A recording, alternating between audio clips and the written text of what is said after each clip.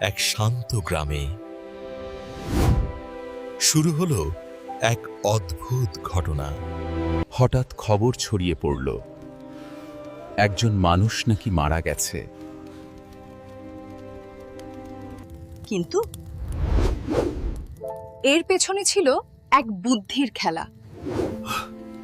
আপনার দেওয়া ভোজ না খেলে ও, তার আত্মা শান্তি পাবে না। সবাই খুশি, শুধু একজনের মুখ শুকিয়ে গেছে।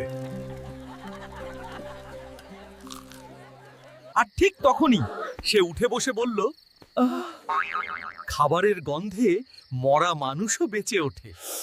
শুরু হলো বিশাল ভোজ।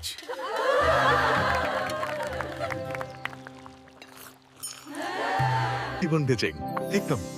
এমন গল্প আরো দেখতে চাইলে লাইক দাও আর সাবস্ক্রাইব করো।